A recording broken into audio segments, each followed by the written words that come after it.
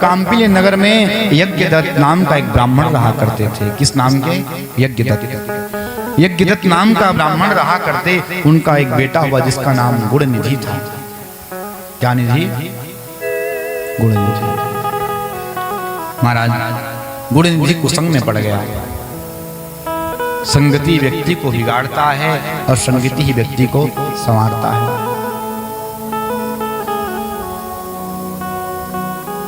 इसलिए संगति अच्छा क्या करें।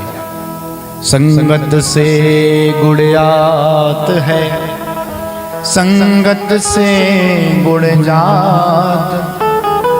इसलिए अच्छा संगत करिए, हल्का संगत मत करियो, संगे चले बोहा। तो ये गुणनिधि था जो यज्ञदत्त नाम के ब्राह्मण का पुत्र था। ये गलत संगति में पड़ गया और गलत संगति में पड़ा महाराज, तो ये कुसंग में पड़ा। इसके कारण ये क्या करता? जुआ खेलता, जुआ खेला करता महाराज, और सारा वेद शास्त्र के महाराज विरुद्ध कर्म कर दिया करता। हाँ, एक दिन महाराज इस शास्त्र विरुद्ध कर कर्म करता, ना तो संध्या करता, ना महाराज वेद शास्त्र का अध्ययन करता। देवताओं का निंदक था, ब्राह्मणों का निंदक था और ब्राह्मणों का सदैव अपमान किया करता था। यज्ञदत्त है जब अपनी पत्नी से पूछता, अच्छा ये तो बताओ आपका पुत्र है, अच्छा है ना, तो ये झूठ बोल देती, क्योंकि माँ का एक प्रेम होता है पुत्र के प्रति। पीछे वाले आपन तेज समारो आपे, बच्चे लाएं अच्छा किए हैं, अच्छी बात है, लेकिन शांत कराओ ना, हल्ला क्यों कर रहे हैं लोग? प्रेम से कहो। ये कुर्सी में जितने बच्चे बैठे हैं प्लीज साइलेंट। ओके, कहो हर हर महादेव। यज्ञदत्त अपनी पत्नी से पूछता था कि गुणनिधि सही है, तो महाराज उसकी पत्नी झूठ बोल देती और कहती गुणनिधि तो देवता का पूजा करने वाला पुत्र हमको मिला है, अथवा शास्त्र का अध्ययन करने वाला है। इस प्रकार हमेशा उसकी माँ महाराज अपने बालक के महाराज गलत कार्य को छिपा देती। नीति शास्त्र कहता है महाराज, माता शत्रु पिता बैरी, इन बालों न पाठिता। वो माँ शत्रु है, वो पिता बैरी है, जो अपने बालक को महाराज सुंदर शिक्षा नहीं देते। और आज का जो परिवेश है, आज की पद्धति तो केवल महाराज पेट भरने का शिक्षा दिया जाता है। सही है?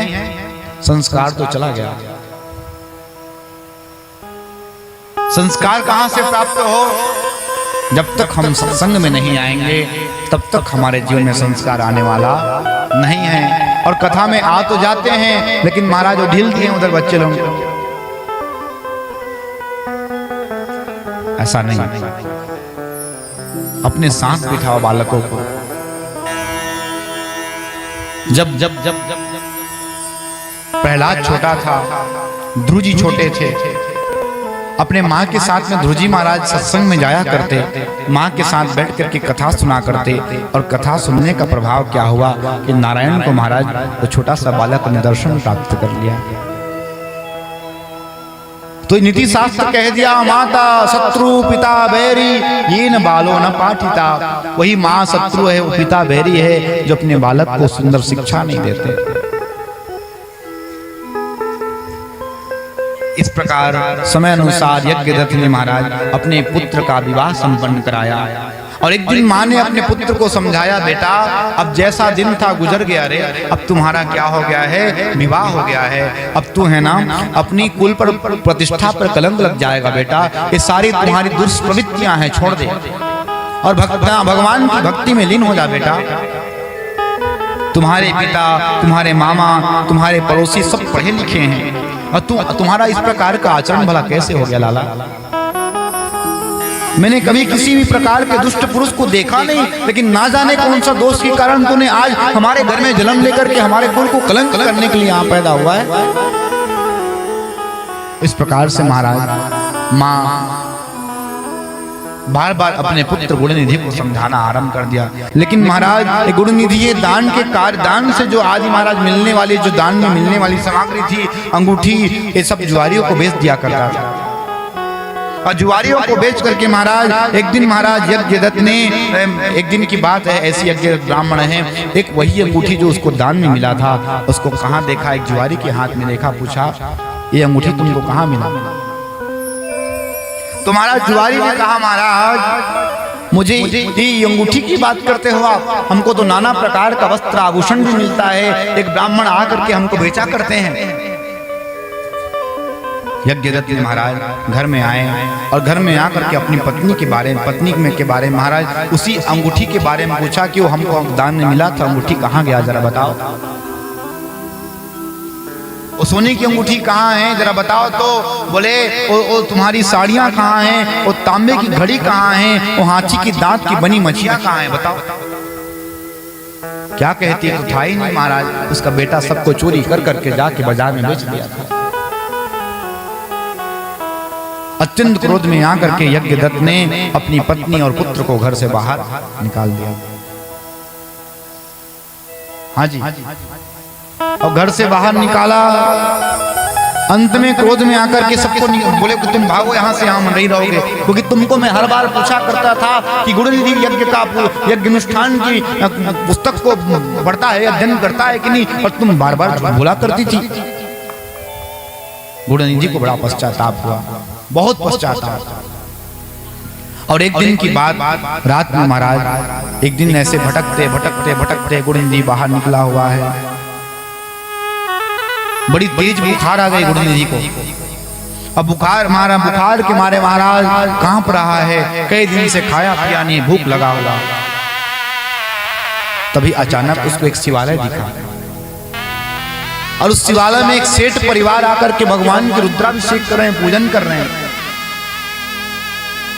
रात्रि का समय था महाराज, रात्रि को पूजा करने के बाद वो जो महाराज सेठों का परिवार आया था वहीं पर सो गए, विश्राम करने गए।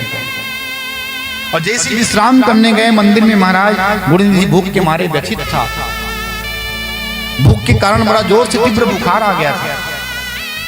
अब अपनी क्षुधा को तृप्ति करने के लिए करे तो क्या करे, इसलिए चुपके गया, क्योंकि सोचा जानता है आज इन्होंने पूजा किया है, भगवान शंकर में मिष्ठान चढ़ा होगा, उसको चोरी करके खा जाऊंगा, अपने हृदय की जो महाराज पेट का क्षुधा है वो तृप्त हो जाएगा।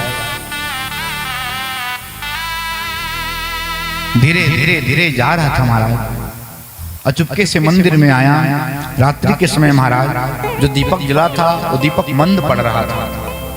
सोचा अगर ये दीपक बुझ जाएगा तो मैं तो सामग्री को देख नहीं पाऊंगा ना, इसलिए उसने महाराज जो वस्त्र पहना था उसी वस्त्र को फाड़ा और फाड़ करके बाती बनाया, और बाती बना करके उसी दिया में क्या कर दिया, बाती लगा दिया अपने वस्त्र को ही। वस्त्र को बाती बनाया महाराज, और बाती बना करके उसको लगाया, पता है। और उसके बाद गुरुनिधि मंदिर में जो पकवान को भोग लगाया गया था उसको उठाया और उठा करके लेके भागने लगा तो महाराज अचानक से अपने पैर से किसी को आघात हो गया। पैर से आघात हुआ तो महाराज जितने व्यक्ति सोए थे महाराज, जो रखवारे सोए थे, जाग गए महाराज, जोर जोर से चिल्लाने लगे, पकड़ो पकड़ो कोई आया है। गुरुनिधि को पकड़ लिया गया महाराज, इतना मारा गया रक्षकों के द्वारा, इतना मारा गया, इसका प्राणांत हो गया,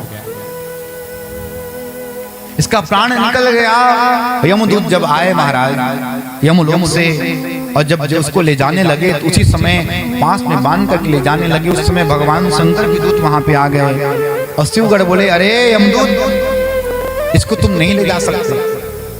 यमदूत बोले यार इसने जीवन भर महाराज गलत कृत्य किया है, चोरी कर करके महाराज उस सामग्री को बेच के जुआ खेला है, किसी को मारा, किसी को पीटा, ये भगवान शंकर के धाम में जाने का अधिकारी नहीं है।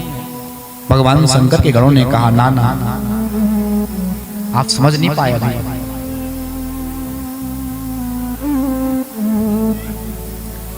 व्यक्ति जीवन भर प्रयास करता है, अंत समय में हमसे शुभ कार्य हो जावे, अंत समय में हमारे मुख से भगवान का नाम निकल जावे। और ये अंत समय में क्या क्या है जानते हो यमदूत, ये जो ब्राह्मण गुरुनिधि है इसने भगवान शंकर के महाराज मंदिर को रात्रि में दीप दान किया, वो भी अपने वस्त्र को फाड़ करके बाती बनाया, और बाती बनाया जिससे क्या हो गया, पूरा का पूरा मंदिर परिसर प्रकाशित हो गया। और ये यमलोक जाने का अधिकारी नहीं है। और इसने पूरा का पूरा उपवास रह करके जो शिव पूजा हो रहा था उसका दर्शन किया है। हाँ, दर्शन किया, देखा है। यमराज के पास दूत महाराज यमराज के पास लौट आए, सारा वृतांत सुनाया। यमराज ने कहा सुनो, धर्मराज कहते हैं अपने दूतों को कि सुनो हमारी बात। ये त्रिपुंडधरया लोके विभूत्य सीतया गणा ते सर्वे परिहर्तव्या नानितव्या कदाचनम। बोले जो त्रिपुंड धारण करने वाले हैं, जो शरीर में भस्म लगाने वाले हैं, और जो महाराज अपनी जीविका के लिए केवल भगवान शंकर का भेष धारण करके जीविका जीते हैं, ऐसे व्यक्ति को हमारे पास मत लाना। ये भोले बाबा हैं जो जीविका के लिए भगवान शंकर का रूप धारण करके भटकते हैं, वो भी सीधा भगवान शंकर का रूप धारण शंकर का धाम को प्राप्त कर जाते हैं। और उसी भोले बाबा की पवित्र कथा को हम सब यहाँ बैठ करके सुन रहे मेरे प्यारे। गुणनिधि को आज देखिए तो केवल दीप का दान करने मात्र से क्या हुआ, शिवलोक की प्राप्ति हो गई।